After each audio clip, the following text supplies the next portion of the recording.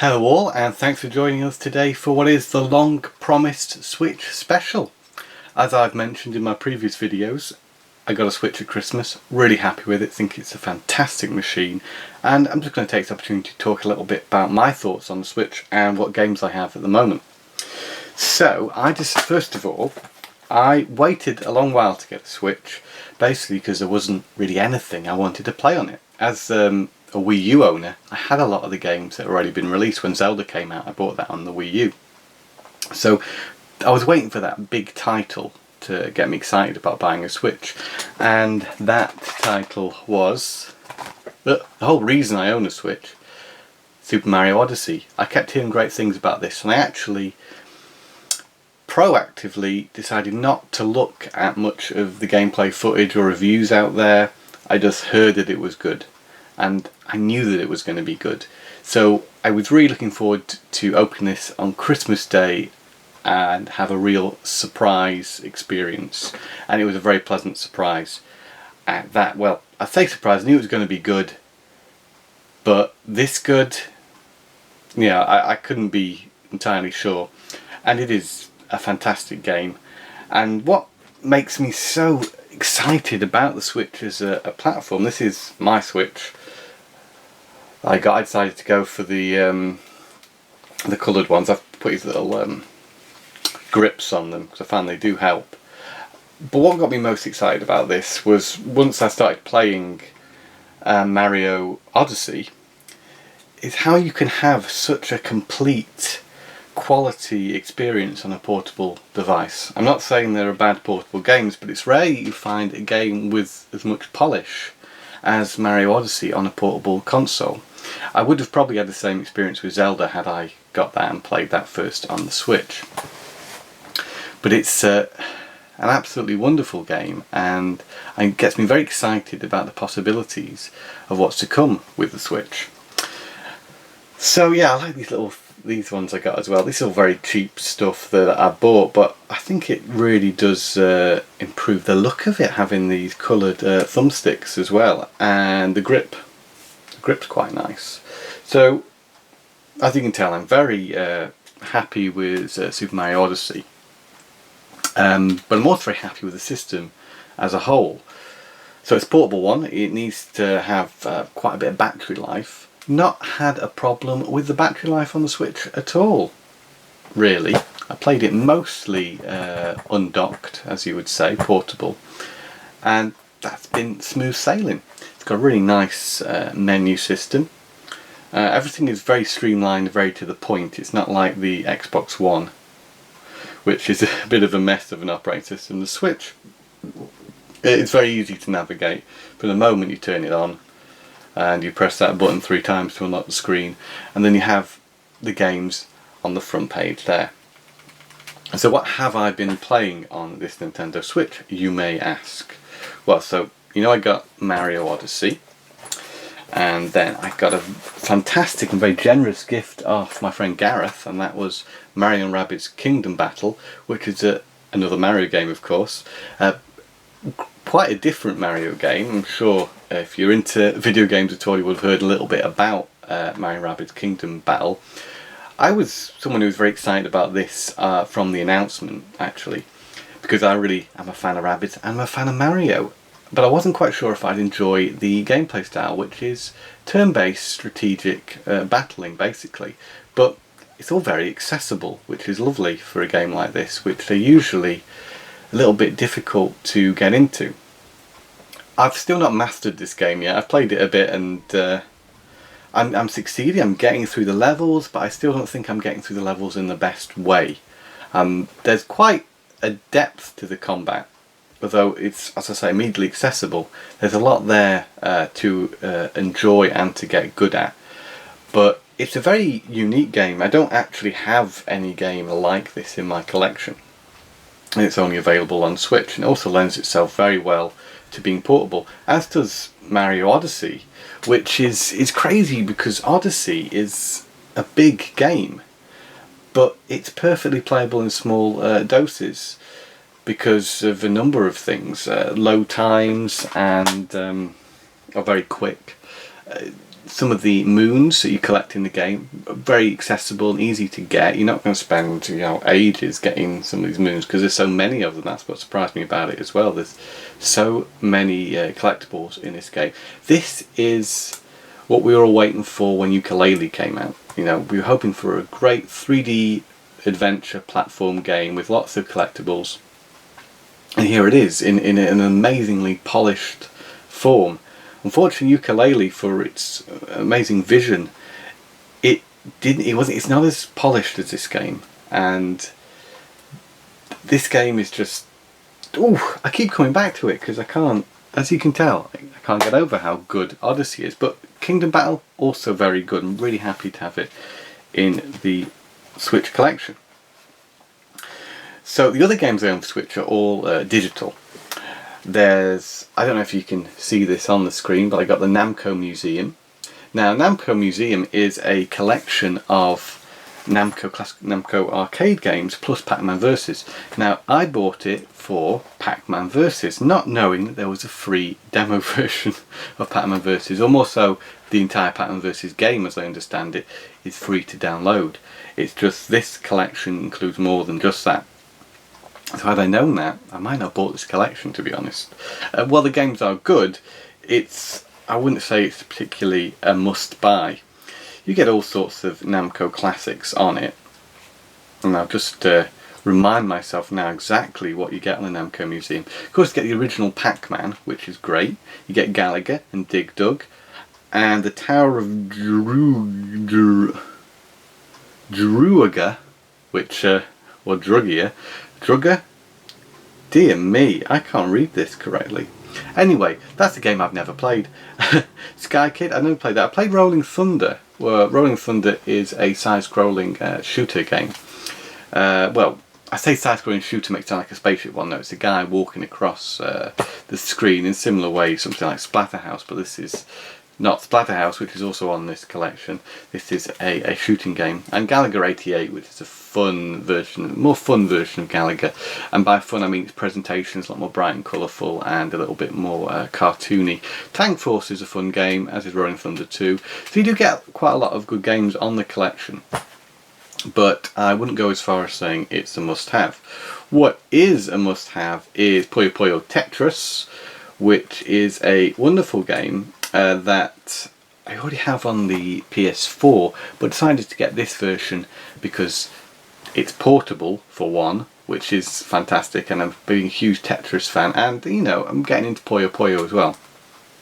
I had to have this game, and I think it's perfect as a game which sits on your system's memory as opposed to being a card-based game, because it's the kind of game you don't want to faffle. You want to keep Mario Odyssey in there, for example, as the cartridge, and then if you want to play Puyo Puyo Tetris, then you've got it on your Switch and you can just jump in and out of it, and it's nice. I think it cost me about £25 for a download. I mean, I was reluctant to pay that, but I knew how much I liked the game. And the physical copies are also quite expensive. And so I think last time I saw a physical copy that was in game and they were selling it for £20. So just for £5 more, I actually see it's an advantage to have it on the system memory. So that's a great game, really enjoy that. I'd say it's kind of good to play in English. The only reason is that you can navigate the menus a bit better. I don't like the English voice acting. I'd much prefer to listen to the Japanese voice acting. But then again, I don't play through I don't read the story mode or listen to it. I just want to play the challenges, because whatever story is trying to be told in this game isn't particularly engaging. But a great game, and comes thoroughly recommended. Next up, I downloaded the game I'd already bought. I bought the special edition of Sonic Mania some time ago, and having already got the version of the game on the Xbox One, I decided that I would go ahead and get the Switch version for the special edition. And so here it is now. I was able to use the download code that came with the statue and such, and got a copy of Sonic Mania on my Switch. And Sonic Mania is a great game. It's a fantastic nostalgia trip and a good retro challenge. You know, if you like the Sonic games of old, you're going to love this, because it's an amazing, lovingly put together game, even with this beautiful animated intro sequence as well. Fantastic game. What I have discovered recently though is playing it a second time on the Switch is there's a particular boss that really just put me off playing the game altogether, and that's the Metal Sonic boss. Partway through the game you get this really infuriating boss battle which is very difficult to get the timing right in order to beat him, and I've played through it several times now. I don't know how I did it first time. I think I did it with little issue on the Xbox, but I'm really struggling with it now. So it's made me not want to go back to it as much, and maybe because I've already played through the game I'm not so excited to see the rest of it because I've seen it all already. But it is great, and if you can look past some of its slight annoyances, because a lot of the boss battles are actually quite easy to do, it's just that particular one, the system for beating the boss, I don't think it's great design, which is a shame. It's a clever idea, but it doesn't really work. I still like the game though very much.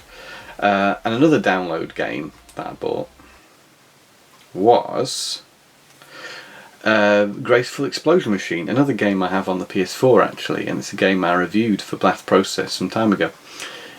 I always knew this was going to be a great portable game. It's wave based, well, it's a side-scrolling shooter, but it's all set in enclosed areas, and you defeat waves of enemies. You'll see some footage on the screen. It's bright and colourful and perfectly suited to the Switch and perfectly suited to quick playthroughs. Perfect game. It was on sale, so I had to pick that up. I haven't got really anything negative to say about my experience with the Switch, other than the games are still rather expensive, and I wait until digital games are on discount. There's a few I'm after. I love Wonder Boy on this, but again it's a bit expensive at the minute. And there are a few other ones. I'll get Golf Story perhaps, that looks good. I love golf games, so that should be a must-have. There are plenty of others that I'm interested in, but like Street Fighter 2, but I wouldn't want to pay the prices that they're asking for physical copies. If that game came out on a sale soon, I would snap it up. So there's not a lot of games that I'm interested in that I haven't already played and enjoyed and are still able to play on the the Wii U. Sorry, Mario Kart Deluxe is tempting, but having already played through that game considerably, I feel like I'd rather wait until a new Switch Mario Kart came out. I assume that's going to happen. I'm quite excited about Mario Tennis Aces, which has been announced, which is a game I'll definitely snap up. But I'd say it probably was worth it for Mario Odyssey. And also Kingdom Battle is a very fun, enjoyable game, and again, as I said, only available on the Switch. Now, I haven't played Breath of the Wild recently on my Wii U, and that is because my Wii U is presently hooked up to a CRT TV, and it's incredibly difficult to play that game on a CRT. There's so much there and so many menus and writing that you can't read. I don't have the means really to properly play my Wii U on HDTV at the moment. So the idea of getting Breath of the Wild is very tempting, but again, it's a similar situation. I own it already. I could maybe wait for the next Zelda, which I know will be a very long wait. So that's a Switch in a nutshell. I didn't talk about some of the other things you get with it, and of course you get this, which is the grip for the Switch. That enables you, once you pop out, I mean, you've probably, if you don't already own a Switch, and you've probably already seen videos about the functionality of this console already, because it's amazing how small it is when you take the side bits off. And then you pop these in here like this. It's all very easy to do, and that comes its own little controller. It's perfectly functional, and there's no problems with this controller at all. I'd find this very friendly to use and very comfortable for Mario Odyssey, or whatever game you might happen to be playing. Also, you have the functionality to connect GameCube controllers to this through the Wii U's GameCube controller adapter, which is pretty great. It did take me a moment to work out how to do it. You have to pair the controllers, you have to go into a separate menu to pair them, and then press the two shoulder buttons to connect. And unfortunately, it doesn't remember that you've done this. So every time you want to connect a GameCube controller, you have to go into that menu and set it up again. It's nice to know that that option's there, and one of the reasons why I don't have a Pro controller or anything. The other reason I don't have a Pro controller is because they're stupidly expensive. But I've also got a case for it. That's the case I got with it. And then there's these little things that you put onto the Joy-Cons if you're playing. Perhaps you use the stand to stand it up. I haven't really done much.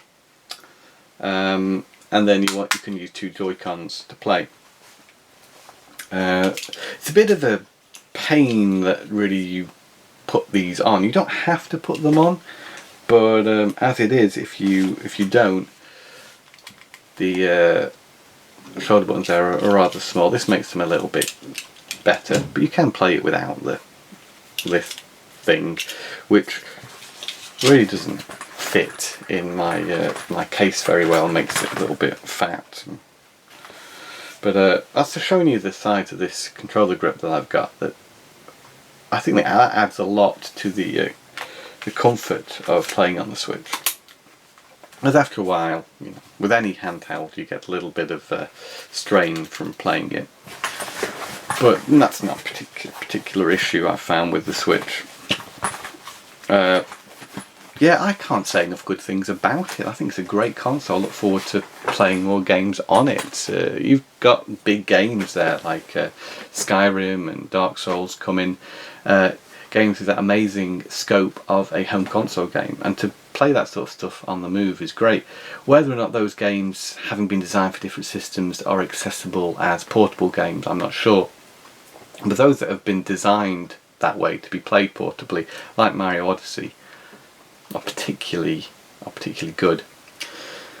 So that's it for this Switch special. Thank you very much for watching the video. I hope you've enjoyed it. Maybe learn a little bit more about the Switch if you're on the fence about it, perhaps. And yeah, I look forward to playing more Switch games to come and featuring, hopefully, eventually, a few more in some of these Parry's Pickups episodes. So thanks again for watching. Until we see each other again, game on.